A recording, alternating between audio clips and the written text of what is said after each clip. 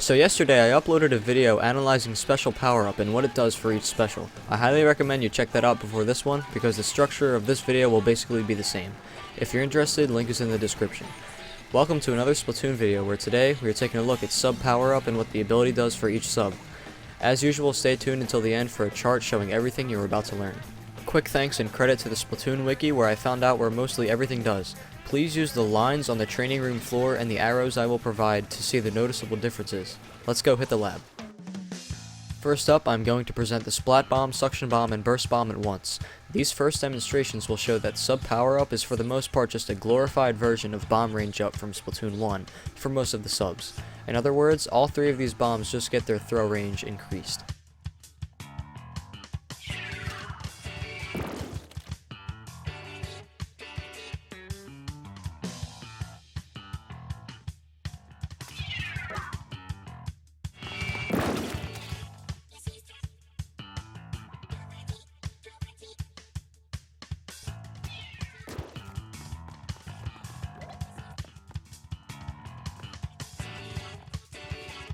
For these bombs, more range is always useful. Now to the Curling Bomb. This sub is given a very special unique effect from sub power up.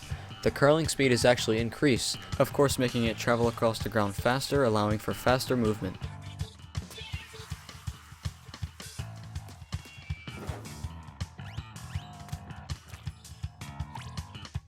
I think this is really good for getting somewhere faster.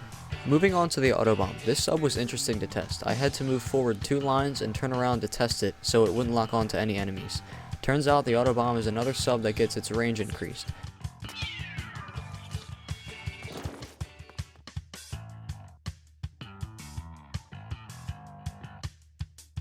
Considering Autobombs aren't meant to explode quickly, I don't really think the extra throw range is necessary.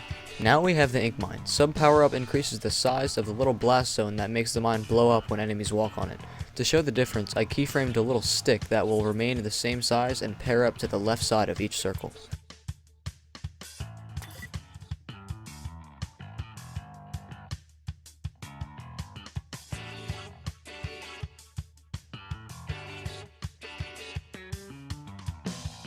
This is in my opinion the worst sub to use this ability with.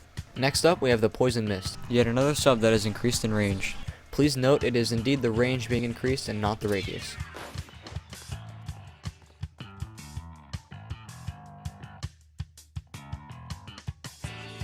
This one does not seem very useful to me. Now to the Point Sensor, which also has increased range from sub power up.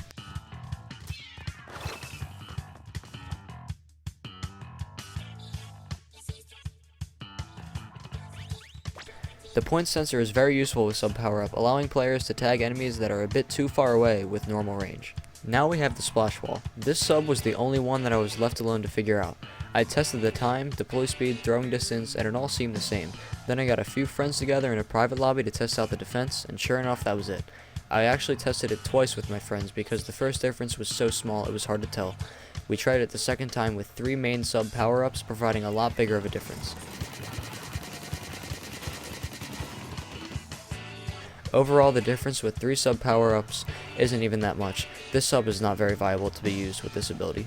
Moving on to the Sprinkler, this sub has a pretty unique effect. Sub power-up actually increases the time the Sprinkler sprays ink at full power before it slows down.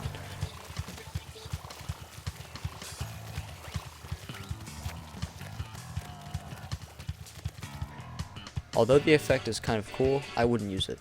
The Squid Beacon has the coolest effect out of all the subs in my opinion. Having sub power up with a Squid Beacon actually increases your super jump speed to the beacon.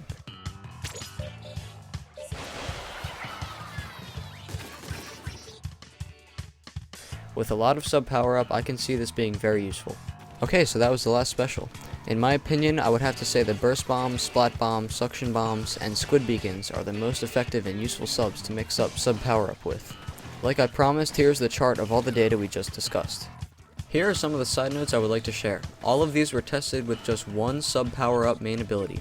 It seems the range is actually increased the same amount with all of the subs who get some extra throw distance.